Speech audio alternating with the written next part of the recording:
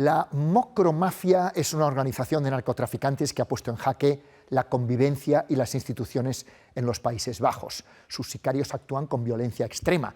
Por ejemplo, en esta secuencia vemos un ajuste de cuentas a tiros en un bar. Hoy en portada lo analizamos. Le llaman Mokromafia porque muchos de sus miembros son de origen marroquí y mokro en neerlandés es un término despectivo para referirse a ellos.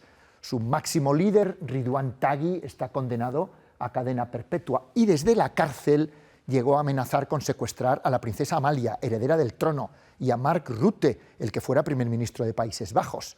En una década, esta banda de criminales sin escrúpulos ha extendido sus tentáculos por todo el mundo, incluida España.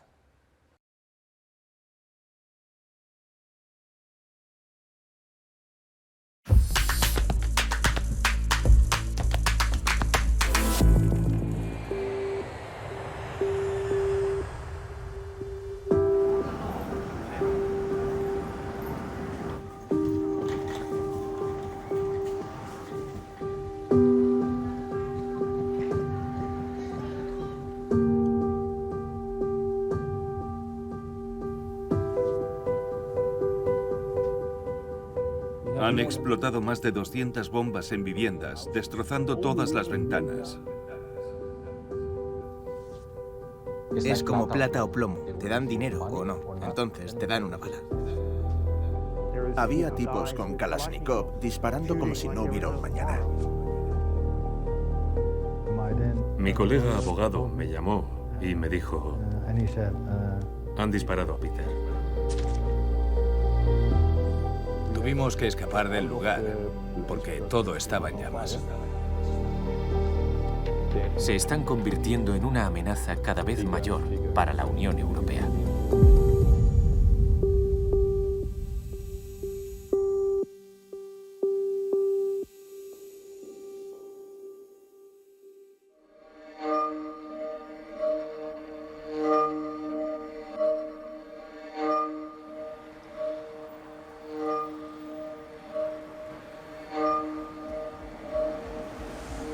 Las grandes ciudades de los Países Bajos son, desde hace una década, el escenario de una guerra entre bandas extremadamente violentas. Le llaman Mokromafia, una poderosa organización criminal que ha llegado a amenazar a políticos y a las más altas instituciones del Estado, incluida la Casa Real. Nuestra princesa Amalia estaba siendo amenazada, dicen, porque la Mokromafia pretendía secuestrarla. Porque si tienes una princesa, pueden decir que tenemos a la princesa y si quieren que liberen a su jefe de la cárcel, entonces tal vez puedan intercambiarla. Hay un caso, por ejemplo, en Ámsterdam, donde hubo un tiroteo. Murieron 2 personas. 2 policías fueron tiroteados y se salvaron gracias a sus trajes y a que se protegieron detrás de las motos. Ese fue uno de los momentos en los que la gente se dio cuenta de que algo había cambiado.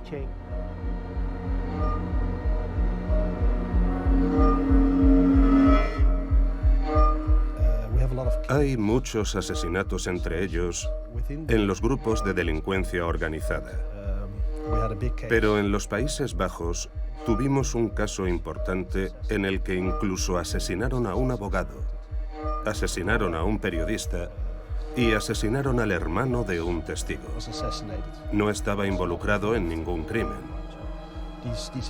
Así que estos asesinatos nos obligaron a mirar de manera diferente a estos criminales y cambiamos nuestra forma de investigar.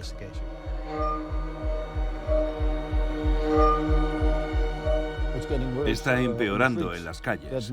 Utilizan la violencia mucho más que antes.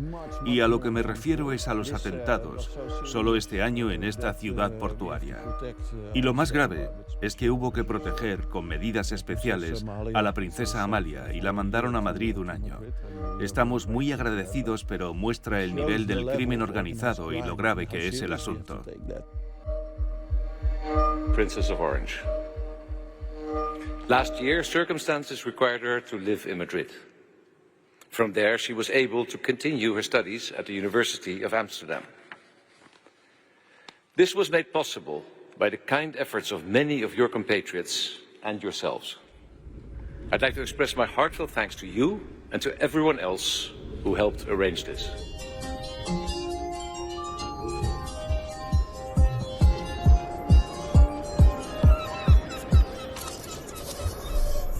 Los dos puertos con mayor tráfico marítimo de Europa, Rotterdam en Países Bajos y Amberes en Bélgica, están a tan solo 100 kilómetros de distancia uno del otro. A principios de siglo, las bandas locales apostaron por la ruta del contenedor para traer cocaína a gran escala desde Latinoamérica. Se aprovecharon de que las fuerzas de seguridad de los Países Bajos estaban centradas en combatir la amenaza del terrorismo yihadista.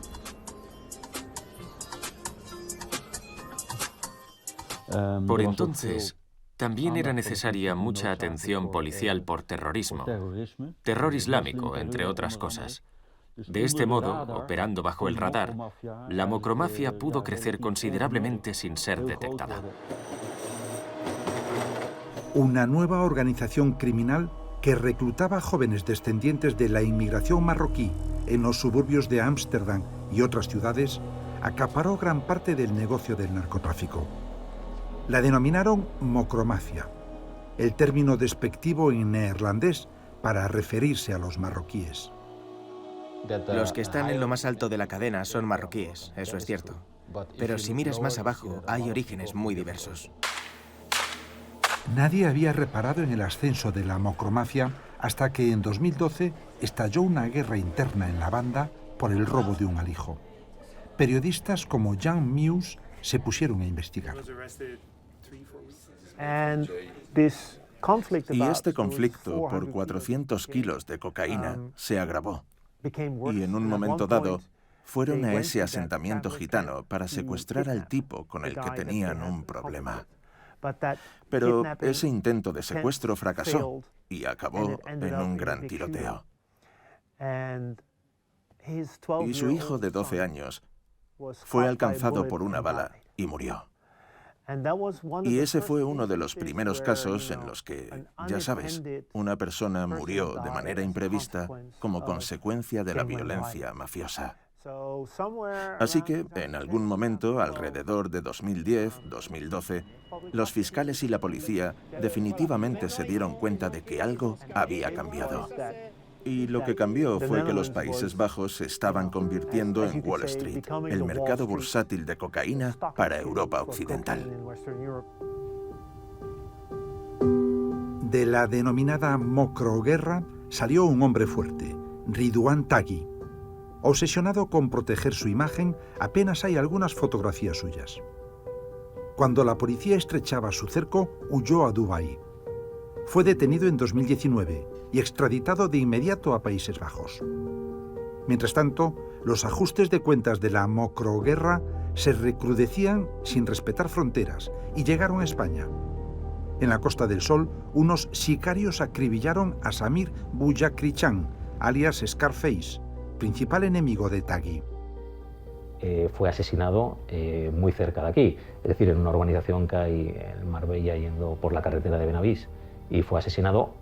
En ese momento había más sicarios a su alrededor también, había otras personas dedicadas al tráfico de drogas, pero justo él no se lo esperaba, sicarios de otra banda rival que vinieron expresamente, pues en este caso lo mataron en un sitio público. Marruecos, Panamá, República Dominicana. Allí donde había un objetivo, un sicario de la mocro le ajusticiaba.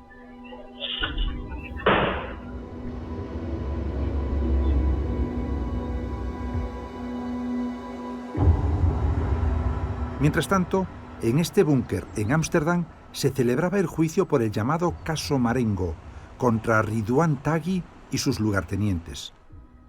Un arrepentido de la mocro, de nombre Nabil Bakali, iba a testificar en contra de la organización.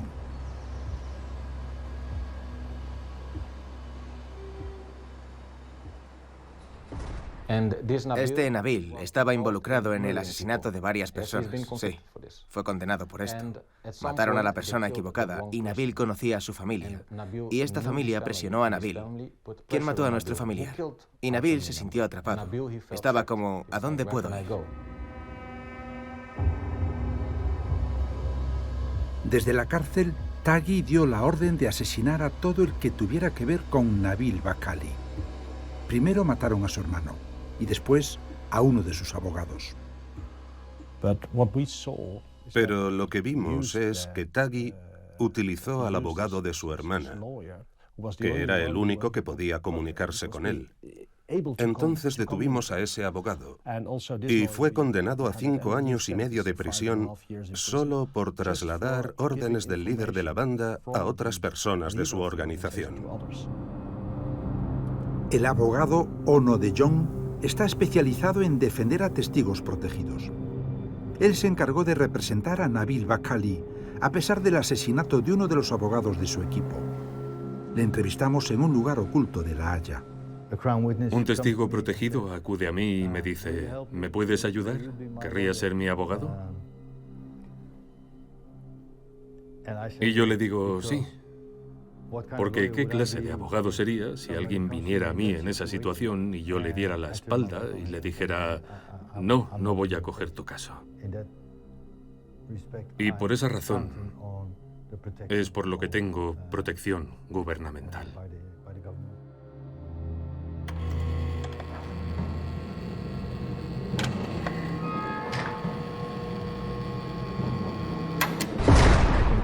Puedo visitarle, tanto como cualquier otro abogado puede visitar a su cliente. Un testigo protegido siempre está en peligro. Todos quieren eliminarle. Así que está detenido, está solo, y no ve a nadie más, solo a su abogado. Tras 6 años de juicio, Taghi fue condenado a cadena perpetua por ordenar 5 asesinatos. Hij was de onbetwiste leider van de organisatie. Hij bepaalde wie gedood zou worden en ontzag niemand. Gelet op het voorgaande vinden wij, zowel uit het oogpunt van vergelding als ter beveiliging van de maatschappij, alleen een levenslange gevangenisstraf passend. Una de sus víctimas fue este bloguero, abatido al segundo intento, porque en el primer ataque al sicario le falló el arma. El abogado de Nabil vive con protección policial permanente. Uno solo es capaz de hacer este trabajo bajo protección. Es algo triste, pero necesario. Tenemos que lidiar con eso. Y es una situación nueva y no va a cambiar, probablemente en un futuro próximo. ¿Cómo se encuentra su cliente? No puedo decir nada al respecto.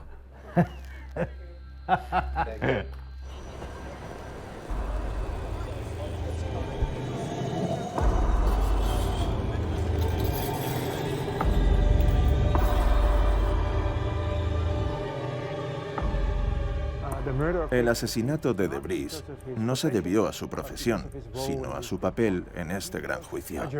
Era periodista, pero también asesor de un testigo protegido. Por eso se convirtió en una parte del gran caso.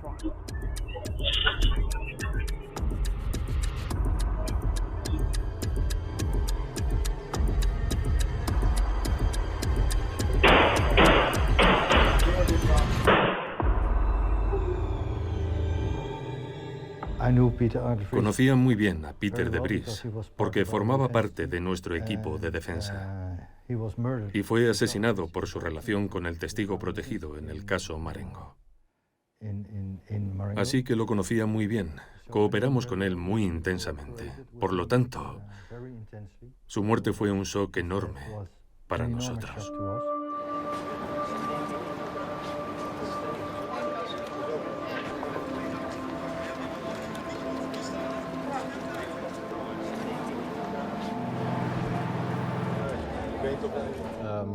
Me llamo Vito Sukrula. Soy abogado y defiendo a gente de la mocromafia. Y estas personas son, a veces, sospechosas de matar gente o atentar con bombas. Le pusieron el nombre de Vito en homenaje al padrino Don Corleone. Él se llama a sí mismo abogado de la mocromafia. Por eso siempre mira a todos lados cuando sale de casa. Vito Shkrula está en las causas judiciales más importantes de la mocro. En el asesinato de Debris, defiende al que avisó al sicario cuando el periodista salía de intervenir en un programa de televisión.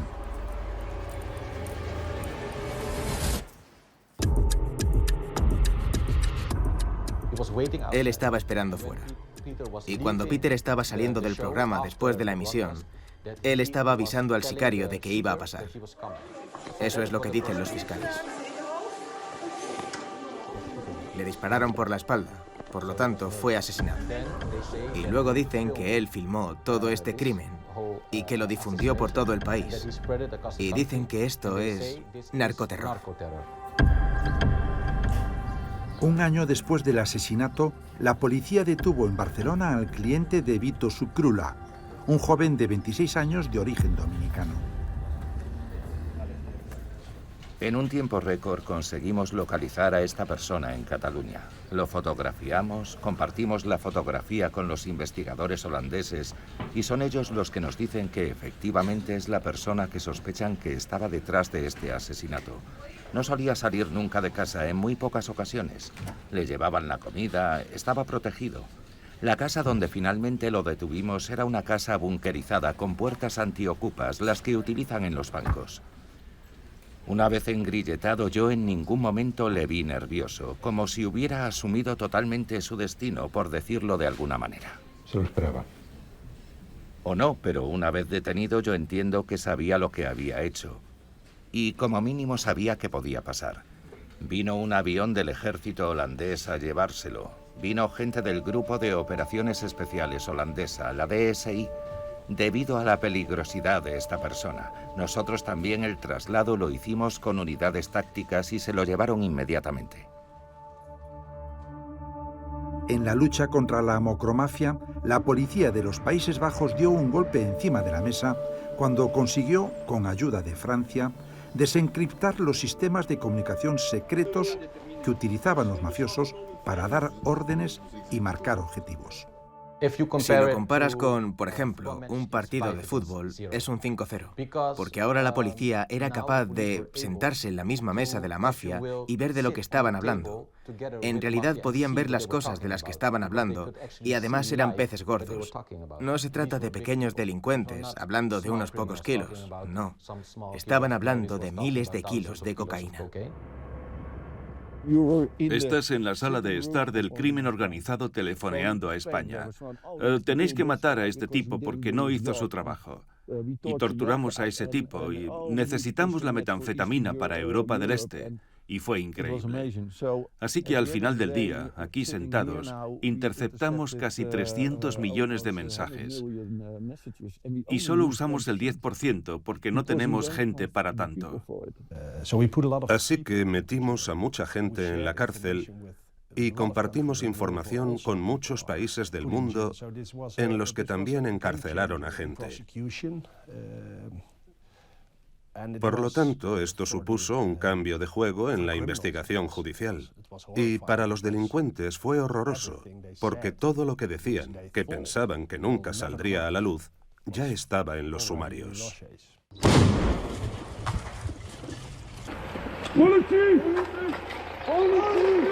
Gracias a los mensajes desencriptados, la mayoría de ellos en el sistema EncroChat, la policía descubrió esta cámara de los horrores en un contenedor marítimo. Tenía un sillón de dentista con correas y material para torturar a los rehenes. En la misma nave, la policía descubrió otros 6 contenedores habilitados como celdas para los rehenes de secuestros. El desencriptado de los mensajes llevó a la policía a desvelar los detalles del asesinato del periodista Peter Debris. En portada ha tenido acceso a las comunicaciones que mantuvieron el sicario y su conductor el día del asesinato.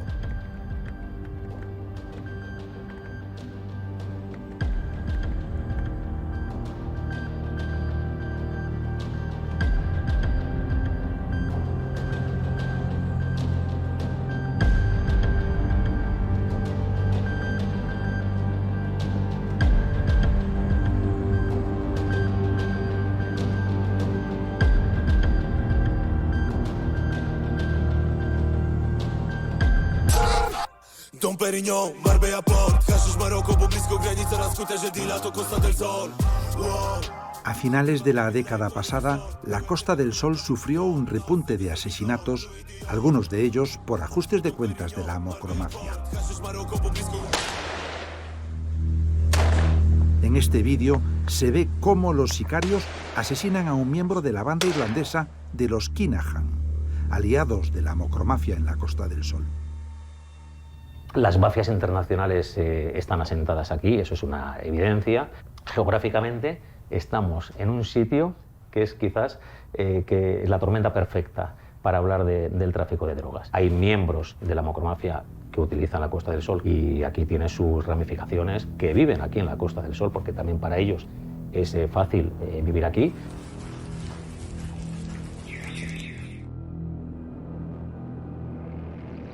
Vienen aquí a hacer su negocio con otro tipo de organizaciones. Organizaciones que mandan a emisarios muchas veces aquí, a la Costa del Sol, para viajes express, como decimos nosotros. Un avión desde Bruselas hasta Málaga, un avión desde Ecuador hasta Madrid, Málaga, viajes de 12 horas en Málaga, una reunión y se vuelven ya con la información. Nosotros estamos convencidos de que hay muchos casos de ajustes de cuentas con víctimas mortales, que la policía, la Guardia Civil o las fuerzas y cuerpos de seguridad del Estado no se hacen eco porque no hay denuncia, porque no ha aparecido el cuerpo, porque ningún familiar ha dado la voz de alarma o porque simplemente no interesa que salgan. ¿Hay alguno en concreto que te quite el sueño? Hay una espinita clavada de un ciudadano holandés que todavía no hemos logrado conocer su paradero, pero se está trabajando en ello.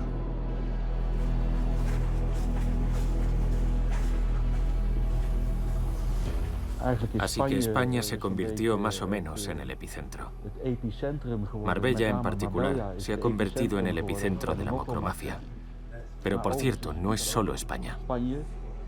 John van den Heuvel es uno de los periodistas que mejor conoce la mocromafia. Nos cita en un lugar seguro, con sus escoltas al acecho. Tiene protección oficial desde que atentaron contra su periódico, The Telegraph.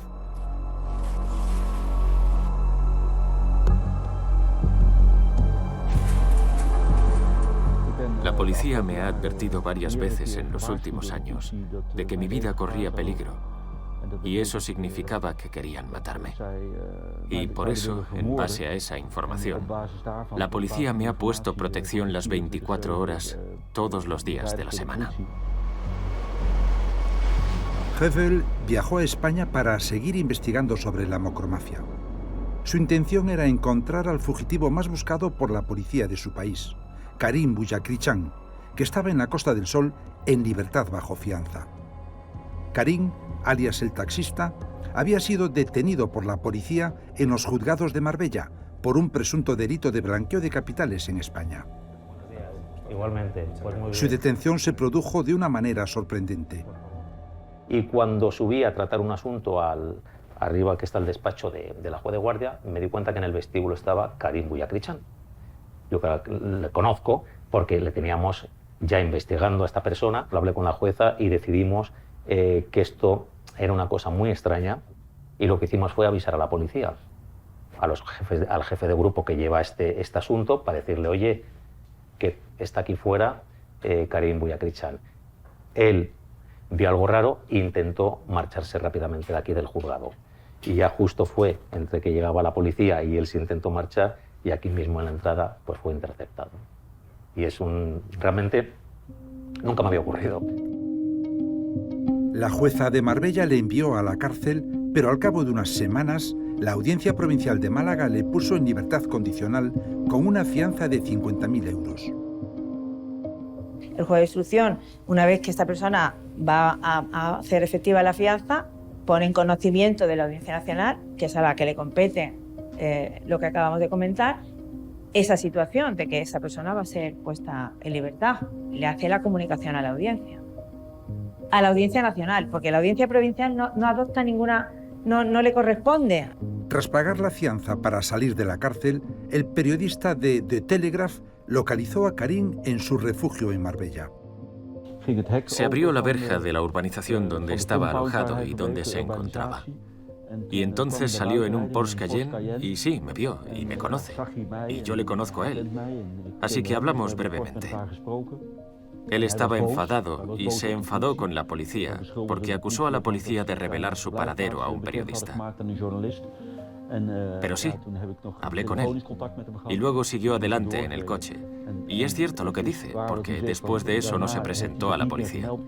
Se marchó y está huido. Fue detenido en España, ahora se ha fugado del país después de quedar en libertad provisional. Era el delincuente más buscado y peligroso de Países Bajos. Tiene amenazados altos cargos en Países Bajos, que había solicitado ya su extradición. Los Países Bajos habían enviado una euroorden a la Audiencia Nacional para detenerlo de nuevo y extraditarlo por narcotráfico a gran escala. Pero Karim aprovechó que estaba en libertad para darse a la fuga. Su huida puso en alerta a las fuerzas de seguridad de España y los Países Bajos, porque Karim es uno de los líderes más destacados de la macromafia. Sus abogados recurrieron la decisión y fue excarcelado, a pesar de que, según la Fiscalía, habían advertido que sobre él pesaba una orden de detención internacional y que no debía salir de prisión. Hoy se ha confirmado un giro de 180 grados propiciado por una descoordinación judicial que ha desencadenado la fuga del presunto narco. ¿Pero qué es lo que ha ocurrido? Buya Krichan tiene dos causas pendientes, una por blanqueo de capitales en España y otra por narcotráfico a gran escala, por la que Países Bajos pide la extradición a la Audiencia Nacional. Tras ser detenido, esta medida no se efectuó.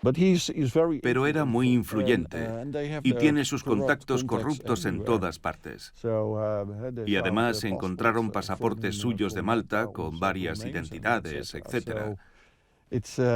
Así que es un tipo importante y una de las figuras clave en todo el entramado.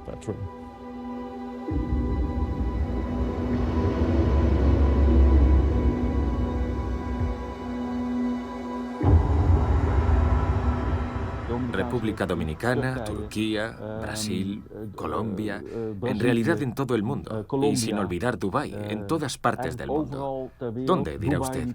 Si puedes permanecer bajo el radar de la justicia, allí es donde encuentras a los miembros holandeses de la mafia marroquí, para traficar con cocaína y comerciar con ella. Trabajo en la universidad, donde iniciamos un proyecto que examina la historia de la política holandesa en materia de drogas y del contrabando, que me llevó a un libro que escribí sobre los neerlandeses como una nación de contrabando de drogas. Stephen Snelders se ha sumergido en las raíces del problema del contrabando de drogas en los Países Bajos. Es un malentendido que el tráfico ilegal de drogas esté dirigido por unos pocos capos. De hecho, hay una enorme variedad de grupos de todo tipo de culturas y nacionalidades. Y si uno lo abandona, es muy fácil entrar en el negocio y ocupar su puesto.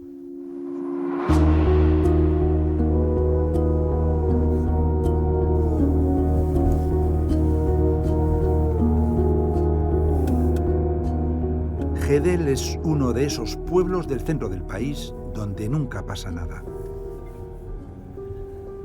Hasta que en mayo de 2019 apareció un alijo de 400 kilos de cocaína en un contenedor de esta empresa, puntera en la importación de banano de Ecuador. Los narcos se habían olvidado de recoger el envío y el propietario de Groot avisó a la policía. Ahí empezaron todos los problemas.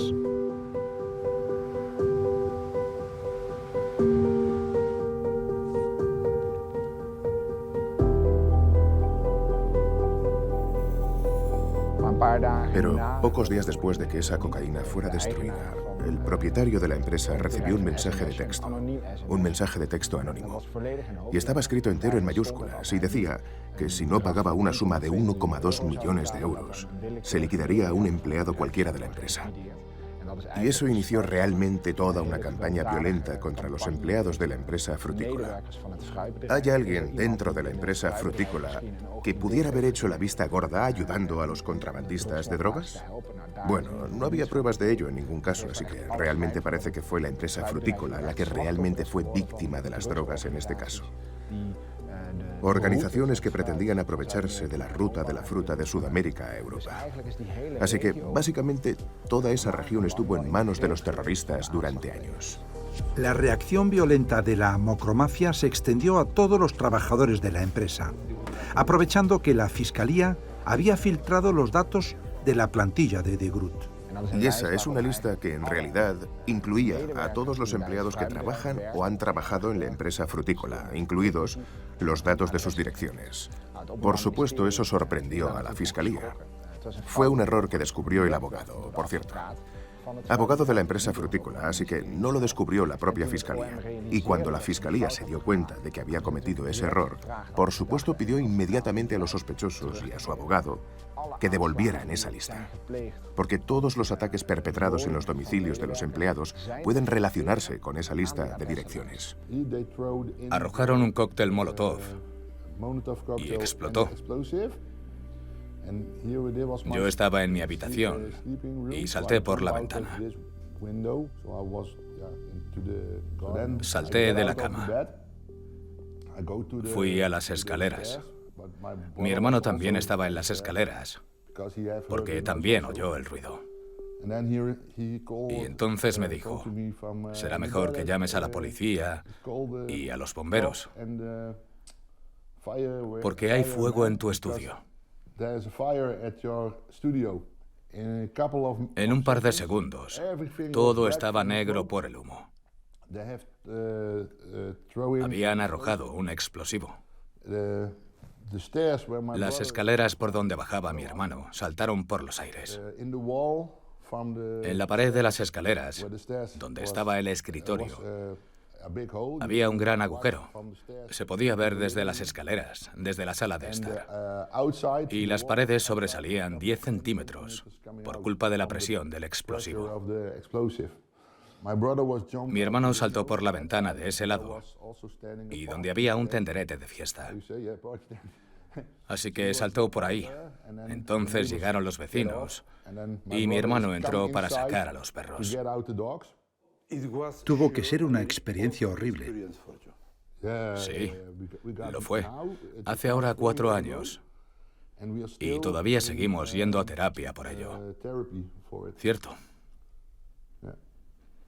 ¿Tienes miedo? Por la noche, cuando es de noche. Cuando es de día puedes ver, puedes observar todo. Pero por la noche no se puede ver lo suficiente.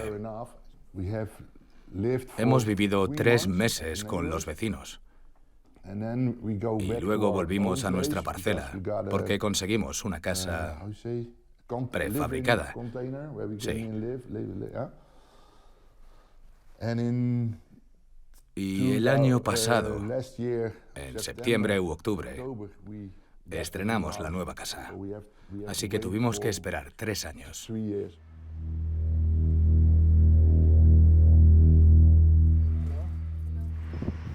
En el cuartel general de Europol, en La Haya, se coordinan las investigaciones de 25 policías europeas, incluida la española. Han censado un total de 821 organizaciones criminales actuando en Europa. Así que vemos una red de organizaciones que operan juntas, lo que hace que para las fuerzas de seguridad sea más difícil interceptarlos y combatirlos. Ya suponen una amenaza. Todo lo que posibilita que los Países Bajos sean interesantes para las empresas legales, honestas, no delictivas, también lo es para las organizaciones criminales. Buenas infraestructuras, un gran puerto internacional moderno. Por eso los Países Bajos son atractivos para la delincuencia organizada.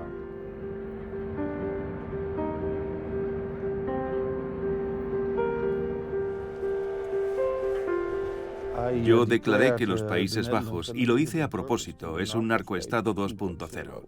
No atrapamos a los peces gordos, y los peces gordos tienen mucho dinero, mucha influencia, y están amenazando nuestro sistema de justicia.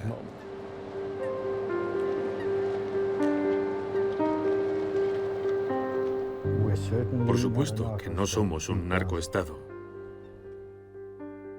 Porque aquí, en Países Bajos, nuestro sistema judicial funciona.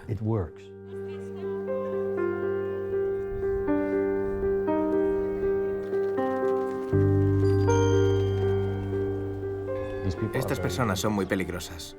Así que se ve que hay una gran batalla entre el Estado y los bajos fondos. Es como un Estado en la sombra, porque tienen mucho dinero y el Estado tiene que cumplir las normas, pero la mafia no tiene reglas. Matan a todo el mundo.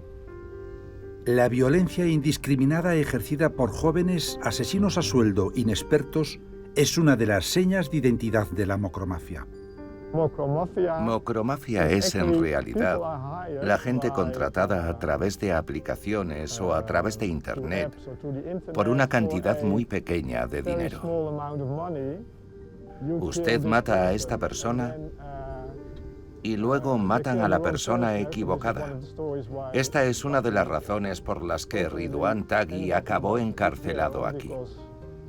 Porque, según cuenta la historia, había enviado a alguien a Marruecos para matar a una persona, solo que mató a una persona equivocada. Y se dice que esto fue lo que le llevó a ser entregado por Dubái a los Países Bajos.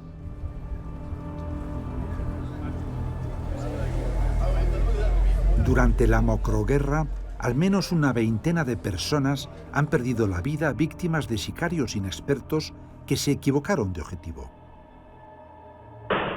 El caso más llamativo es el de Jordi Latumaina. Un DJ inocente que era famoso en Ámsterdam, DJ Jordi, fue asesinado aquí en un garaje cercano.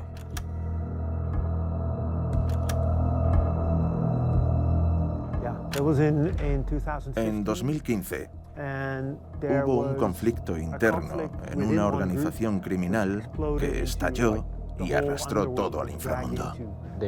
Querían matar a un narcotraficante colombiano que vivía en Ámsterdam. Y los sicarios no tenían una foto suya, pero sí sabían que tenía un Mini Cooper negro con llantas negras. Y este DJ había aparcado su coche debajo de su apartamento, en el centro de Ámsterdam. Y en el parking, en ese mismo parking, estaba el objetivo de la banda de sicarios. Vieron entrar el Mini Cooper negro y cogieron una metralleta y empezaron a correr y a disparar. Pero allí no había ningún narcotraficante colombiano, estaba el DJ. Así que, en vez de matar al tipo que querían matar por ajustes de cuentas, mataron a Jordi Latumaina, el DJ. No estaba solo, estaba con su mujer y una niña pequeña, y lo mataron. También dispararon a su mujer y quedó inválida. Y no alcanzaron al bebé con las balas de la ametralladora por 2 centímetros. Y todo el mundo estaba conmocionado en el país. Como, ¿qué está pasando aquí? Esto no es normal, porque fue a plena luz del día. Todo el mundo estaba de compras allí. Había un centro comercial y de repente ven que se había convertido en una zona de guerra.